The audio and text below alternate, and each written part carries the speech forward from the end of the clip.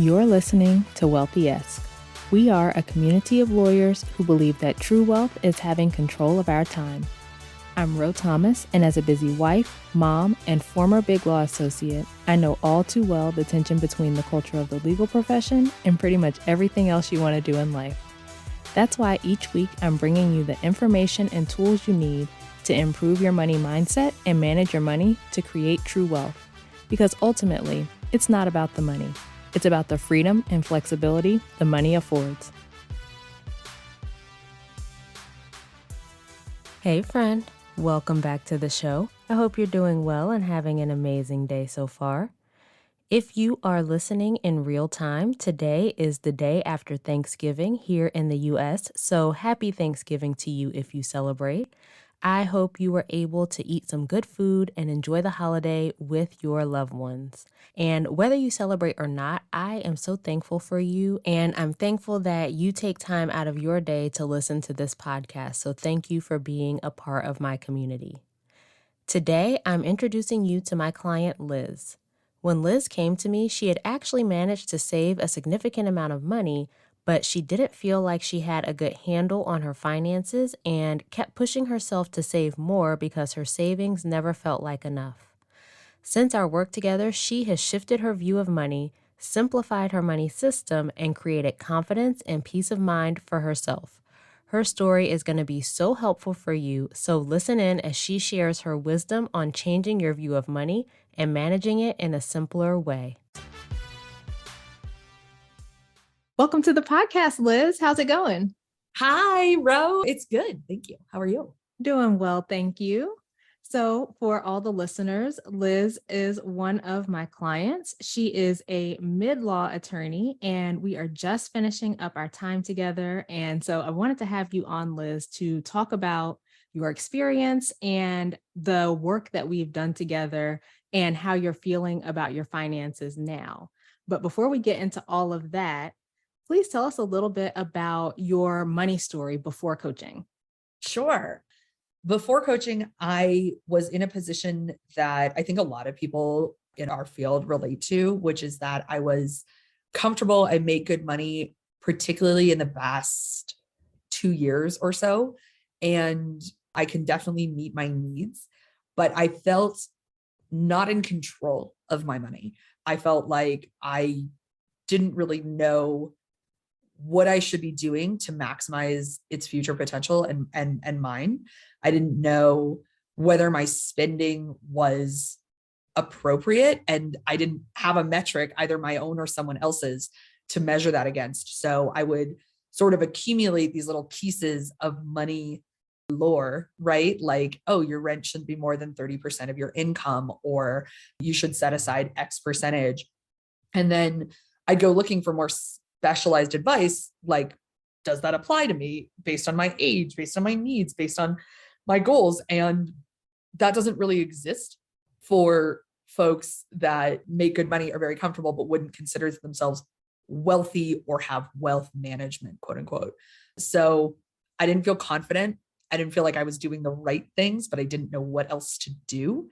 And I also felt like I was spending a lot of energy, mentally and emotionally, dealing with my money, but not bettering my situation because of that. So I would keep spreadsheets of my credit card spending, but it wouldn't be categorized. So I would know I spent more on a credit card, but not on what.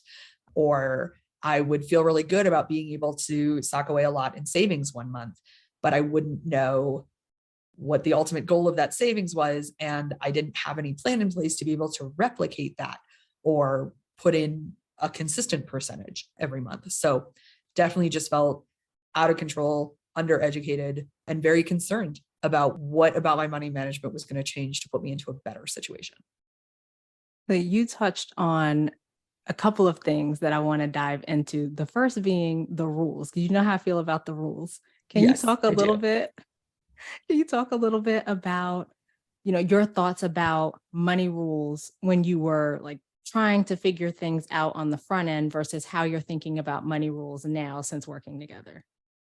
So I think that previously I was desperate for a rule because, as I think I said many times when we were working together, I just wanted someone to affirm that I was doing the right thing.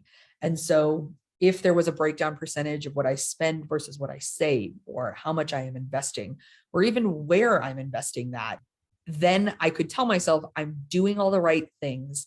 I shouldn't feel this anxiety about my money. And I think that that's something that's very natural for people in our age cohort, for people in the law. The law is just a game of rules. The better you know the rules, the better you play the game. And I felt like everyone else had a rule. Everyone else had this confidence. Everyone else knows what they're supposed to be doing. I'm sure you have friends, like I have friends who work in fields like consulting or finance, who it seems that their very work educates them on what to do with their money personally. And that is not at all what's happening in my career in litigation. And it's not something I think everybody gets the benefit of. So that's how I felt about it previously. And I think the first couple of months of our working together, you had to push me pretty consistently to even just admit that what I wanted was a rule, even just admit that what I was looking for was that outside metric. And now I think the rules are fine, but I am not looking for them. Maybe that's good advice. Maybe generally those breakdowns are what you should be doing, and that gets people where they need to be. But I don't need those to manage my money, to do quote unquote the right thing, and to set myself up for the future.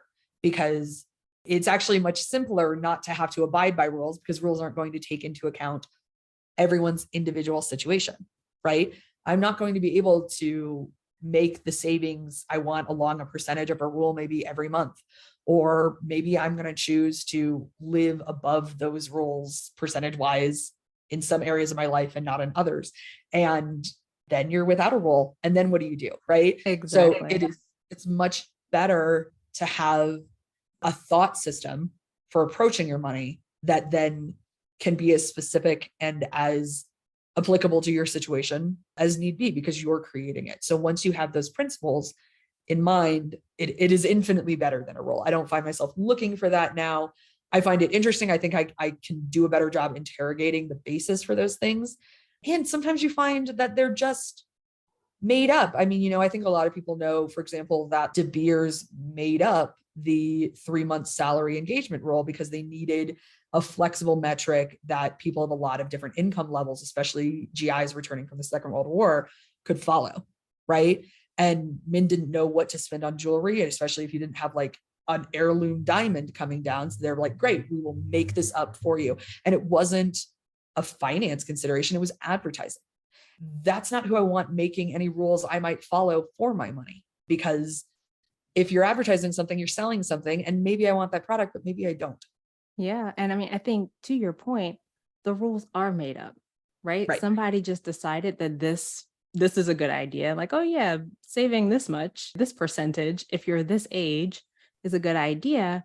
But what really comes through and what you're talking about is the authority that you have to make decisions for your own finances versus delegating that to some external third party, some quote expert, right? Yeah. Like you decide now how you want to manage your money. And maybe some of that is in line with some of these rules, but you're not just blindly following the rules. You are intentionally making those decisions for yourself. Absolutely. Which is better because I get to pursue my goals in the way that is best for me, but also because I know this is applicable to me. It's not a rule that a nameless authority made up. Maybe some of the way we manage our money came about when a huge part of the workforce was looking forward to a pension. So that's not a good rule about your investment, or Right. something similarly impactful that I can't even think of an example right now, because Yeah. there's just a million money stories, right? And the rules can only apply so well to so many. Yes. Another thing that you brought up when you were talking about your story is simplicity in your finances, and how you had all of these different pieces, these moving parts of your finances.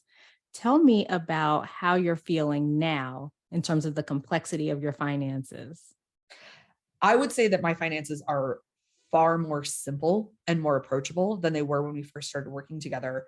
I had, like I think I mentioned, quite a few tracking mechanisms around my money, but the data I was getting from that wasn't useful.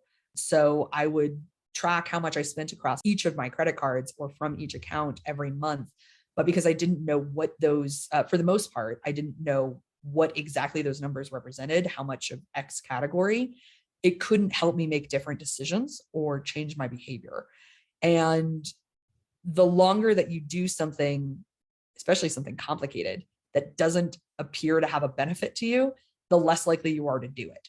You have always said to me, the more simple and approachable your finances are, the more likely you are to stick with whatever system you're using and to make it work for you. That's absolutely been the case for me. I have consolidated my spending in ways that are easier to track. I have changed how I spend and on what mechanism to make that easier. And now I not only know it's easy to track, it's easy to know where my money is going, but it's easy for me to set goals, and particularly goals around my behavior, because of that simplicity that I just wasn't able to do previously. Yes. And the final thing that I pulled out was you were talking about not feeling confident with your money. And we have had this conversation about when you're not feeling confident, you're feeling insecure, or, you're just feeling uneducated around money and like how that can show up for people. Can you talk a little bit, if you're comfortable, talk a little bit about how that was showing up for you before we started working together? Yeah, absolutely. It showed up in one way, in a way we've already discussed, which is the search for the rule, right? When you don't feel secure, when you don't feel like you know what's going on in any arena, you are going to go looking for an authority to tell you what's going on, to tell you what you should be doing. And certainly there are just so many people, thousands of people in the media and in professional finance who want to tell you what's going on and what you should be doing. And as we've discussed, maybe that's helpful and applicable, maybe it's not. And another way that it showed up for me was sort of an inability to move forward in pursuit of a specific or specific money goals. If you don't feel confident, let's put it in a positive context. If you don't feel confident about your money management, but you do manage to have a low spending month and you save much more than you anticipated, the odds that you are going to replicate that behavior, or that you are going to turn even that sort of one-time windfall, for lack of a better word, into something positive for yourself, are much lower, right? Because you're not going to do it again. You're not going to necessarily put that money towards your highest goal, its best use in your money story. It's just going to be a random good thing that happened.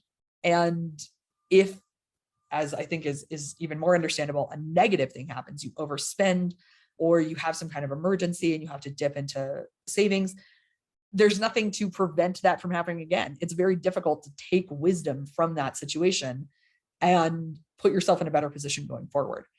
And then the one last thing I wanted to touch on with that was, I definitely struggled with a lot of feelings of guilt and shame around money. And some of that has to do with my particular money story. We're all told things about money or come to understand things about money when we're children before we even understand what money is.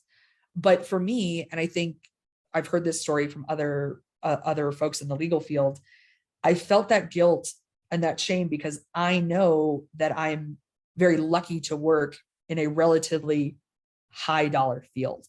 And so I knew I'm bringing in good money. I'm very comfortable. I don't have to worry about meeting my obligations every month in a way that a lot of people, a lot of friends of mine, a lot of family of mine do worry about that. And yet I have all these anxieties over money. And yet I'm not sure I'm doing the right thing. And yet I'm not maximizing my knowledge to make it so that I can better other people's material lives with that very lucky, very privileged income that I have. So, it's just sort of this perfect storm of things that make you go looking for someone else to handle your money, sort of abdicate that responsibility, and therefore not be able to pursue your best intentions and your best goals. Yeah, I think that is exactly right. When you're feeling unconfident, you're going to look for someone else to tell you what to do. You're feeling uneducated and you're like, well, I've got all of this money. I should just save it because that's what they say that you should do, versus Yeah. like we've talked about the like competing goals of like saving money, but also maybe paying off debt.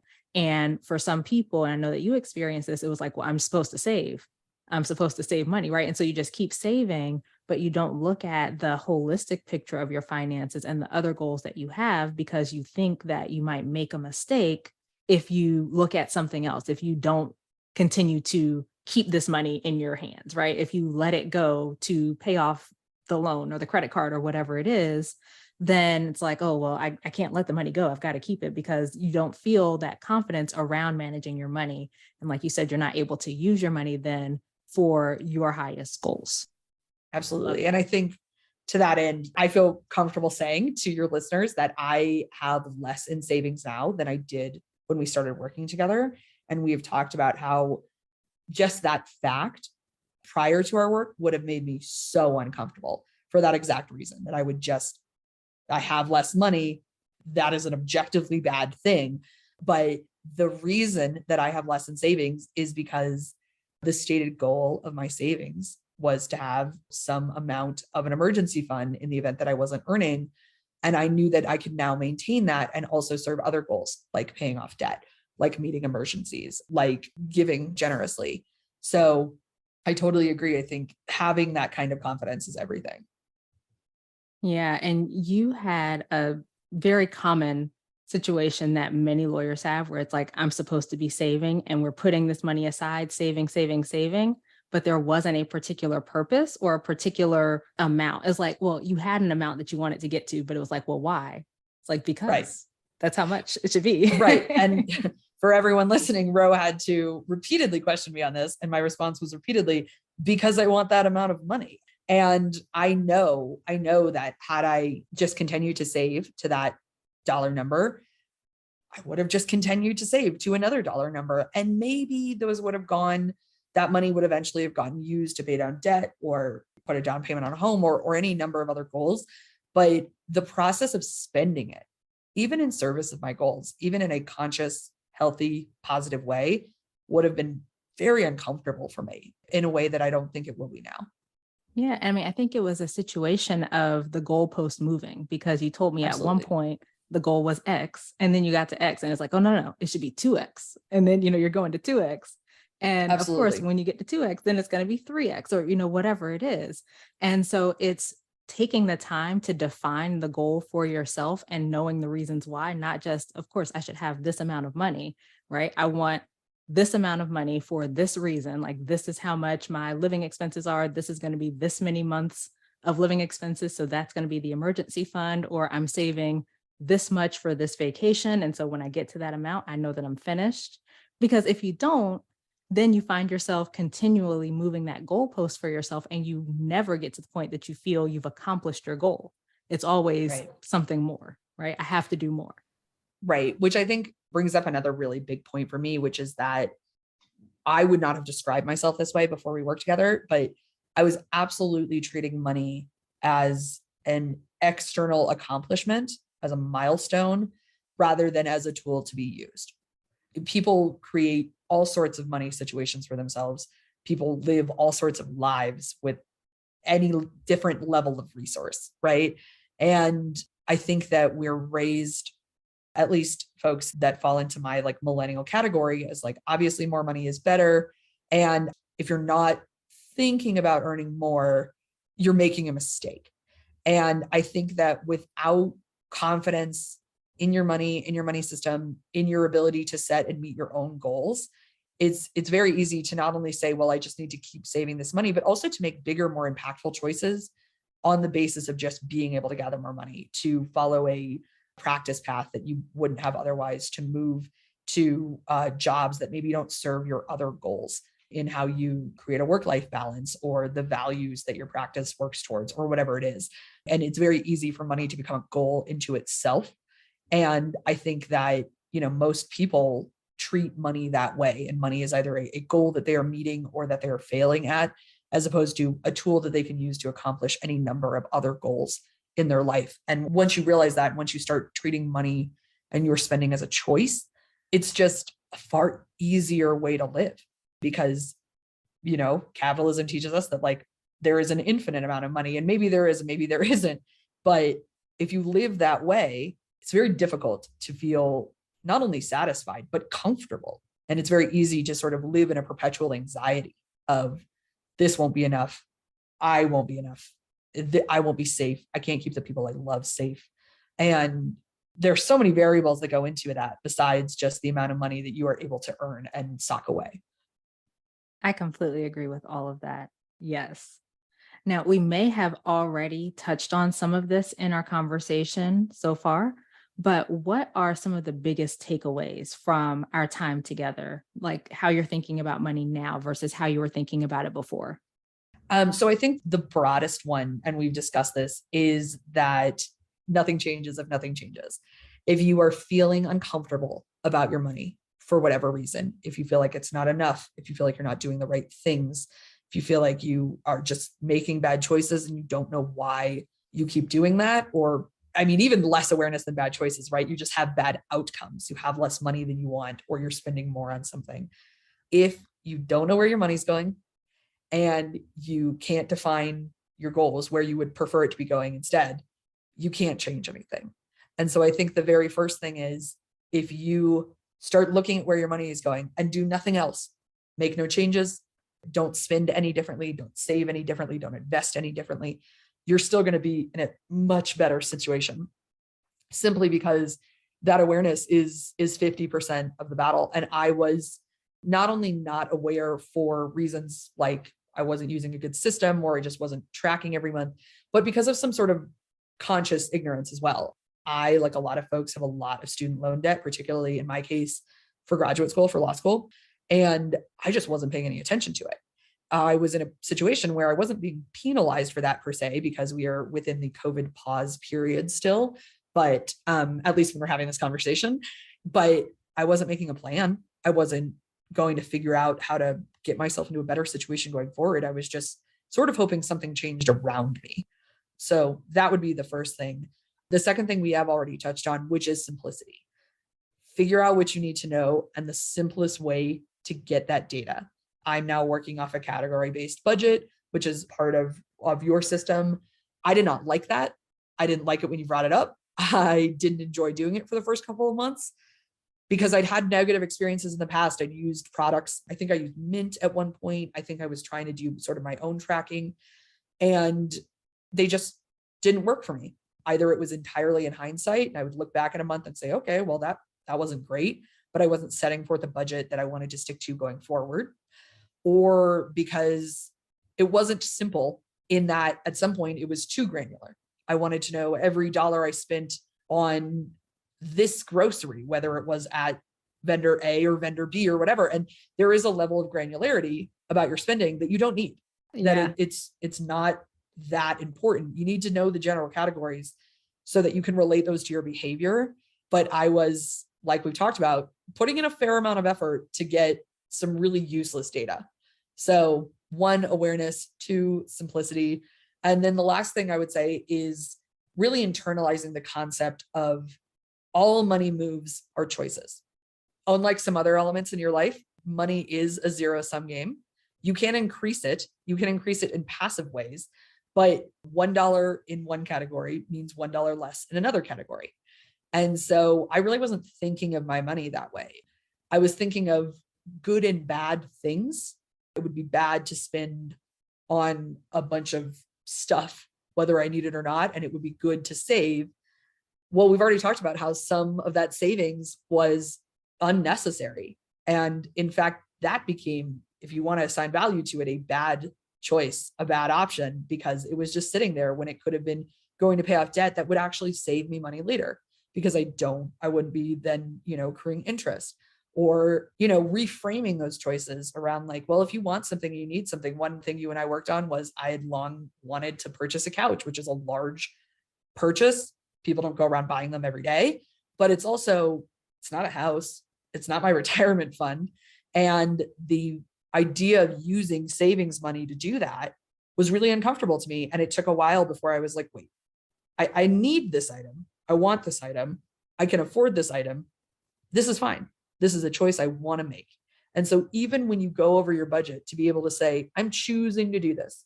I want to buy this gift. I want to go out to this dinner. I want this jacket. I'm being sort of glib, but like, I want this medical care, right? I want to see a dentist. I want to get this therapy. I want to make sure my car is in good working order for the winter. Everything, whether you assign a value to it or not, is a choice. And once you do that, once you view your money as making those choices, I have found it a lot easier to pursue my goals. And also sort of divorcing those two things, right? Your choices serve your goals. Your choices and your goals are two different things. Yeah. And Yeah. two things that you said. One, the choices, I'm all about making intentional choices for your Yes. money. I'm like, you can come on and take my job because all of that, I'm like, yes, cosign. That would be a very bad event, dear listeners. That would not be good. We want Ro to be doing the work that she is doing. Absolutely. But the second thing, when you were talking about the budget, I was like, yes, those two things of only looking at your money in hindsight, right? With some of those products that you talked about, where it's like, oh yeah, guess I shouldn't have gone out to eat that one extra time or whatever it is. Like, that's why I think it's so important to make those intentional choices on the front end. But then to the point about getting really granular, like sometimes people are like, yeah, I'm going to intentionally choose. And it's like they're getting down into like subcategories of the categories. And Yeah, that goes back to what you were talking about, a theme that has kind of run through our conversation about simplicity, right? The simpler you can make your financial system, the more likely you are to stick with it and actually see the progress that you want to make. And so I love that you brought up those two things because I think they are very common and they are often reasons why people aren't able to stick with their budgets because they're making it too complex, right? Too granular, or they're not using it in a way that's actually beneficial to them. They're just getting the information in hindsight. absolutely. And one further thing I'd add to that is the simplicity doesn't come just from the system that you use to track your money. There are ways to spend money simpler. One thing that we worked on for me was I was spending my two primary means of spending across a variety of categories were a credit card and from my debit account. And the result of doing that for me, it's perfectly fine to assign jobs to different means of your money, means to get to your money. But for me, it was usually resulting in my overspending. And I would stand at the register. I think all of us have done like, should I put this on this card? Should I put this on this debit card? Should I put this on this? And you very gently suggested like, well, why don't you just put everything you can on the credit card and then you'll pay that off every month, which I was already doing.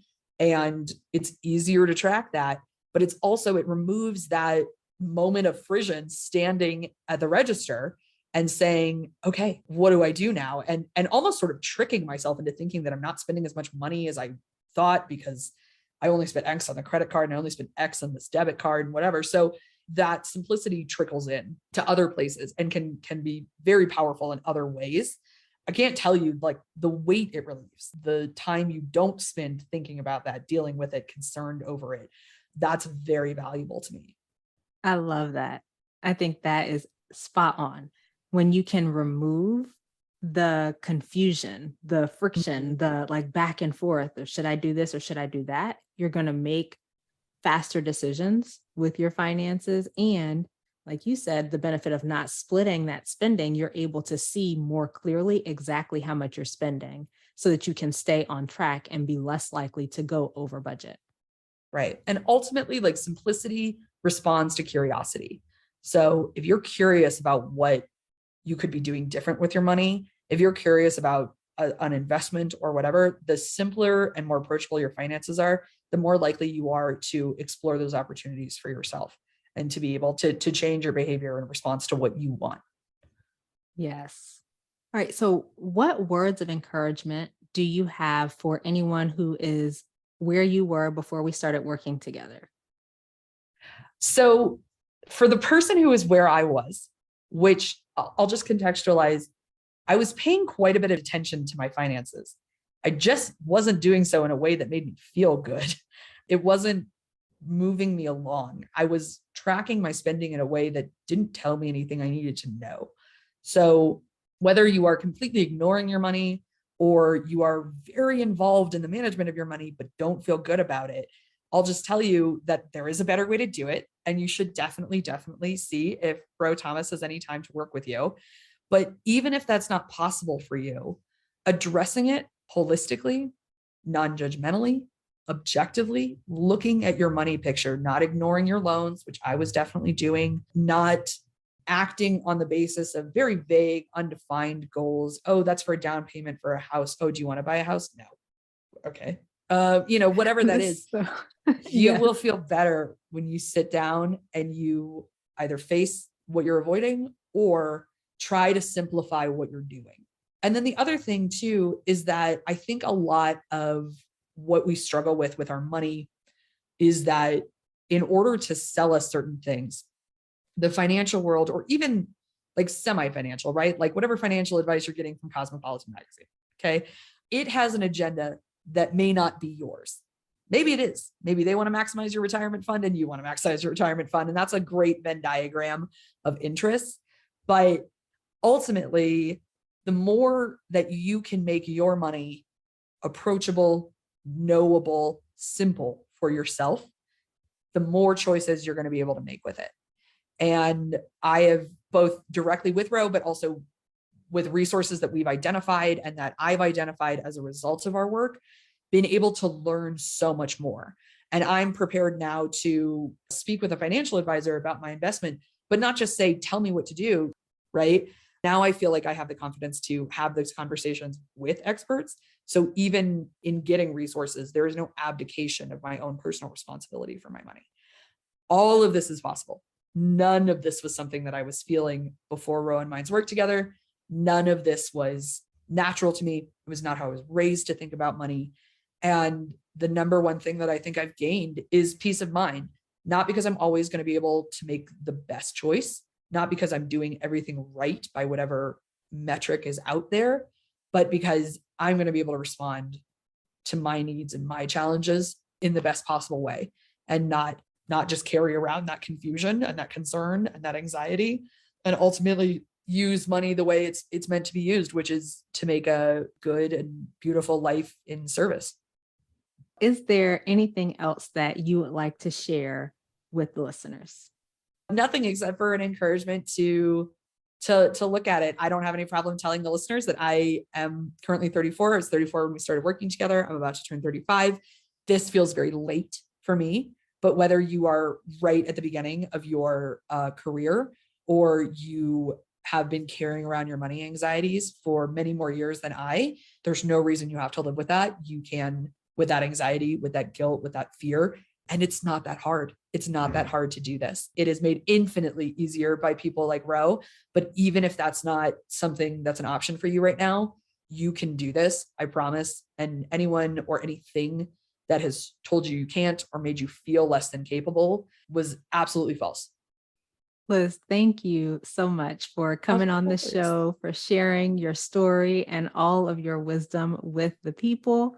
I truly appreciate it. And I must say that it was my pleasure, my honor to work with you. And I'm so proud of all the work that you've done, and to see where you are now with your finances, with your money mindset is just beyond. I love it. It's so awesome. And I have to say, Ro, any wisdom I'm spouting here is yours, but it's very generous of you to let me say it and identify it as mine.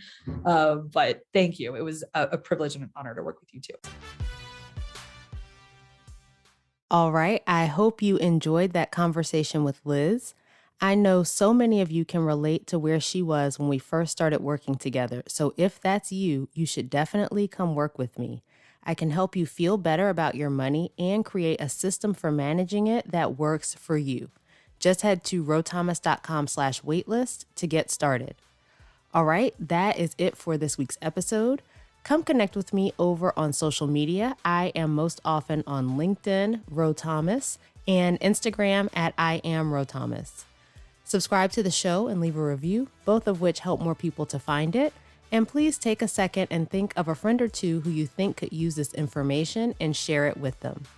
As we close out, friend, I pray that you take the information you learn here, apply it in your life, and open up to the realization that wealth is available to you.